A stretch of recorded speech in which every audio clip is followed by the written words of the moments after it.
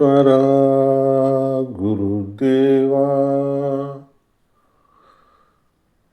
இப்பொழுது நாம் பார்க்க இருப்பது மாமகரிஷி ஈஸ்வராய குருதேவர் கொடுக்கும் அழியா சொத்து ஏகாந்த நிலை என்ற புத்தகத்திலிருந்து தலைப்பு துருவ நட்சத்திரத்தின் பேரருள் பேரொளி கணவனும் மனைவியும் ஒருவருக்கொருவர் கிடைக்க வேண்டும் என்று எண்ணினால் இந்த சக்தியை காட்டிலும் வேறு எந்த சக்தியும் இல்லை. இதுதான் தலைப்பு. உள்ள போலாம். ராமேஸ்வரம் என்றால் தன்னை அறிய செய்யக்கூடிய நிலைகள் பெற்றது. ராமேஸ்வரம் என்றால் தன்னை அறிய செய்யக்கூடிய நிலைகள் பெற்றது.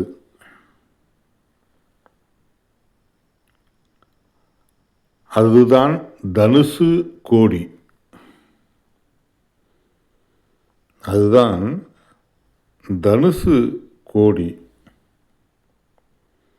நாம் எத்தனையோ உடல்கள் பெற்று இன்று மனிதனாக வந்துள்ளோம். கோடியக்கரை என்ற எல்லையில் இன்று இருக்கின்றோம். அதே சமயத்தில் தனுசு கோடி இதையெல்லாம் வென்றவன் துருவ நட்சத்திரம். அந்த கடல் பகுதிக்கு போனவுடன் துருவ நட்சத்திரத்தை நீங்கள் பார்க்கலாம்.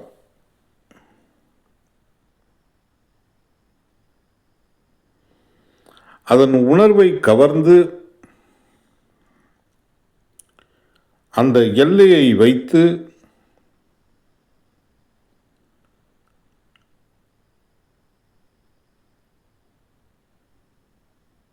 எடுத்து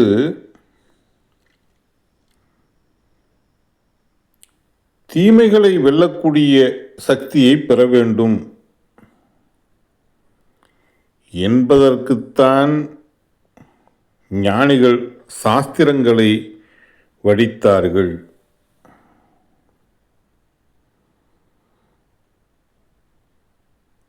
அதன் உணர்வை கவர்ந்து அந்த எல்லையை வைத்து எடுத்து தீமைகளை வெல்லக்கூடிய சக்தி பெற வேண்டும் என்பதற்குத்தான் ஞானிகள் சாஸ்திரங்களை வடித்தார்கள். ஆனால் இன்று செய்யக்கூடிய நிலைகள் காசை கொடுத்து விட்டு மோட்சத்திற்கு அனுப்பக்கூடிய இடம் சொர்க்கம் என்று சொல்லிக்கொண்டு செய்தால் எங்கே போகிறது? இதுவெல்லாம் அறியாமை. அவர்களுக்கும் இது தெரியாது. ஏனென்றால் காலத்தால் அன்றைய அரசர்,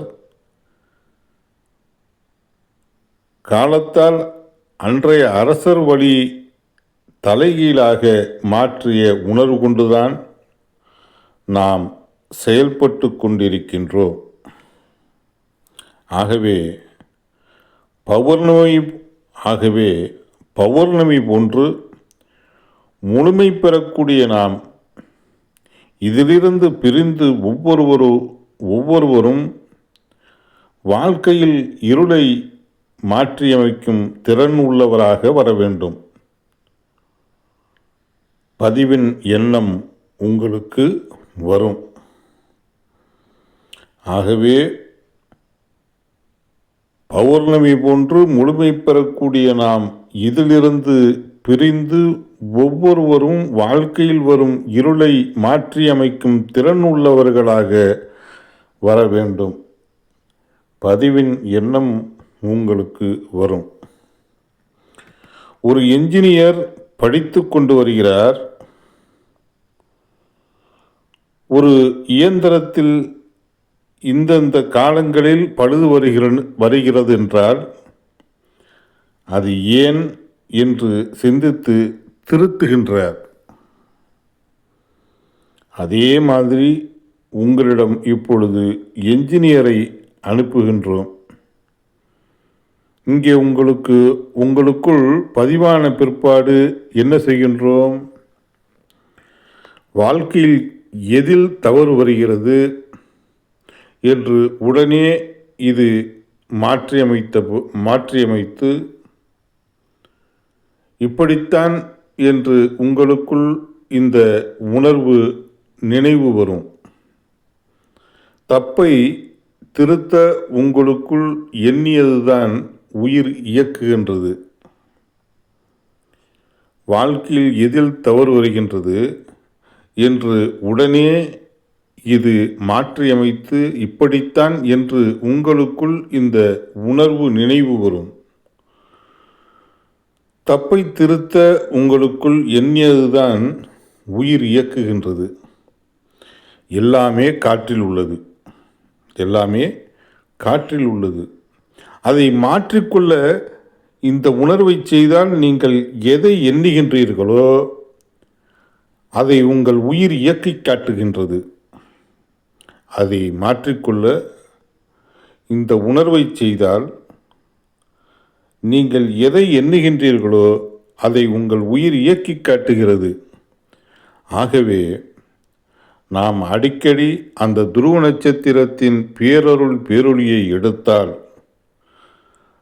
நமக்குள் வரும் துயரங்களை மாற்றி அதில் இருள் என்ற நிலையை நீக்கி ஒளி என்ற உணர்வை கொண்டு வரும்.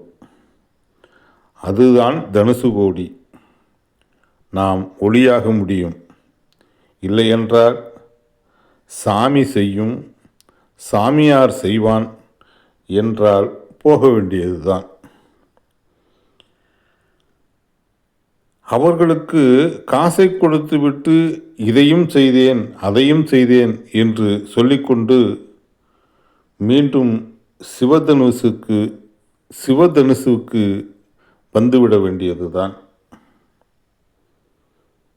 அவர்களுக்கு காசை கொடுத்துவிட்டு இதையும் செய்தேன் அதையும் செய்தேன் என்று சொல்லிக்கொண்டு மீண்டும் சிவதனுசுக்கு வந்துவிட வேண்டியதுதான்.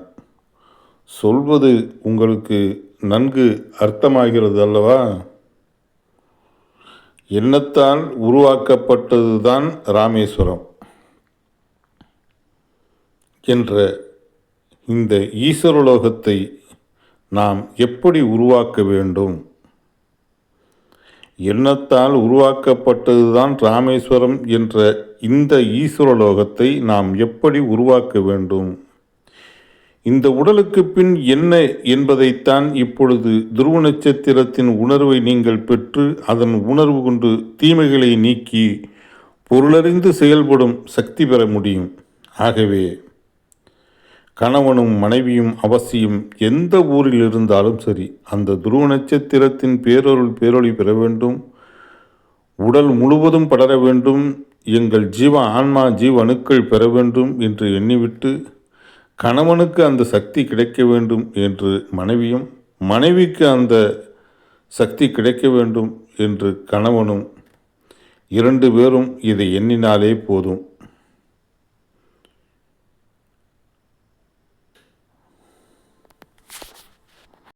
இந்த சக்தியை காட்டிலும் வேறு எந்த சக்தியும் இல்லை.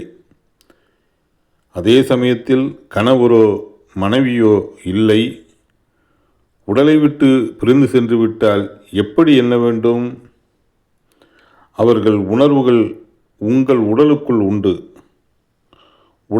உடலை விட்டு பிரிந்தால் இந்த உணர்வின் தன்மை அந்த சப்தரிஷி மண்டலத்துடன் இணைந்து உடல் பெறும் உணர்வுகள் கரைய வேண்டும் என்று உந்தி தள்ள வேண்டும். அவர் எடுத்துக்கொண்ட உணர்வு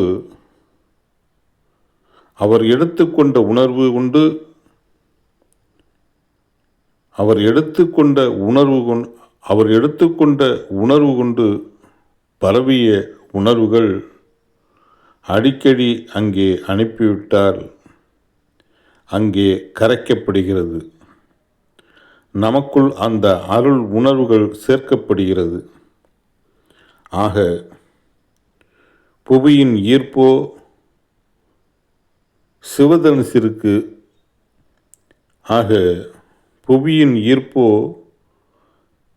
சிவதனுசிற்கோ வருவதில்லை, விஷ்ணு தனுசுவாக மாறிவிடுகிறது. ஓம் ஈஸ்வரா குருதேவா கருணை சொருவா.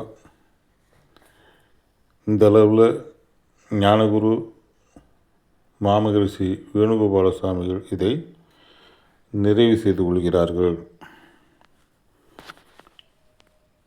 ஓம் ஈஸ்வரா குருதேவா. குருவே சரணம், குருவே துணை. ஓம் ஈஸ்வரா குருதேவா கருணை சொரூபா. இப்போ நாம் ஞானகுரு மாமகரிஷி வேணுகோபால சுவாமிகள் உபதேசத்தை கேட்டோம். அதனுடைய விளக்கம் வேண்டுபவர்கள், அதனுடைய விளக்கத்தை புதிதாக வந்த அன்பர்கள் அதனுடைய விளக்கத்தை தெரிந்து கொள்ள வேண்டும் என்ற அன்பர்கள் இதையும் தொடர்ந்து கேளுங்கள். அதாவது ராமாயணத்தில் வான்மீகி மாமகரிஷி மிக அற்புதமாக அதை காண்பித்துள்ளார்கள். எப்படின்னு சொன்னால்,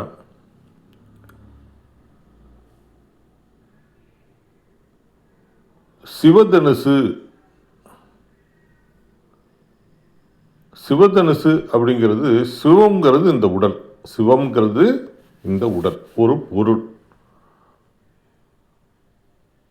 பரமசிவம் அப்படிங்கிறது, பரம் என்பது இந்த பூமி, அது சிவம், பரமசிவம். அதில் இந்த உடலுக்கு சிவம். இப்போ ஒரு புழு இருக்குன்னா அது உடல் இருக்குன்னா அது சிவம். ஒரு மான் இருக்குன்னா அது அந்த உடலுக்கு சிவம்னு பேர். அப்போ இந்த உடலுக்கு சிவம், சிவதனுசு. இதில் நாம் எந்த உணர்வை எடுக்கின்றோமோ அது தனுசு ஆகிறது. எந்தெந்த உணர்வுகள்லாம் அந்த அணுக்களில் இருக்கிறதோ அதெல்லாம் சிவதனுசு. விஷ்ணு தனுசு என்பது நமது உயிரான்மாவுக்கு உயிருக்கு விஷ்ணு தனுசு என்று பேர். உயிருக்கு விஷ்ணு, அதாவது உயிராலேயே உயிர் வழி தியானம், அதாவது உயிரோடு ஒன்றி தியானம் செய்ய சொல்கிறாங்களே, அதுக்கு பேர், அதுதான் விஷ்ணு தனுசுன்னு பேர். ராமன் சீதாவை மனம் செய்ய சிவதனுசை உரித்தான். சீதாங்கிறது தெய்வீக சக்தி கொண்டது, அதாவது நல்ல சுவை, அதாவது மகிழ்ந்த உணர்வுகள், தெய்வீகமான பேரின்பமான உணர்வுகளை கொண்டது. அதை சிவதனுசு இந்த நான் என்ற உணர்வை ஒடித்தான். அந்த நான் என்ற உணர்வை ஒடித்து விஷ்ணு தனுசுவை ஏற்றினான். கோடிய கரை. இப்போ நாம் எங்கே இருக்கோம்? இந்த உடலில் பல கோடி சரீரம் கடந்து இப்போ வந்திருக்கோம். இப்போ கோடிய கரை, அதுதான் அங்கே ராமேஸ்வரம்ங்கிறது ராமன் எண்ணம், ஈஸ்வரம் ராமேஸ்வரம். அங்கே தான் பூஜை பண்ணுறாங்க. யாருக்கு? சீதாராமன் சிவலிங்கத்தை பூஜை செய்தான். அப்போ அங்கே லிங்கத்துக்கு சீதாவும் ராமனும் பூஜை செய்கிற மாதிரி ஒரு படம் பார்த்துருப்பீங்க, ஃபோட்டோலாம் பார்த்துருப்பீங்க இல்லையா? அதில் சீதாங்கிறது சுவை, ரொம்ப நல்லதுங்க. மேற்கொண்டு விளக்கம்னா சாமி புத்தகத்தை படிக்க படிக்க நல்லா தெரிஞ்சுக்கலாம். சாமி தபோவனம் போகக்குள்ள சாமியுடைய புத்தகங்கள்லாம் வாங்கி படிங்க. நிறைய எண்ணற்ற புத்தகங்கள் இருக்கின்றது. வாங்கி படித்து இந்த வாழ்க்கையுடைய பயனை அடையுங்கள். மகிழ்ச்சி. ஓம் ஈஸ்வரா குரு தேவா. குருவே சரணம். குருவே துணை.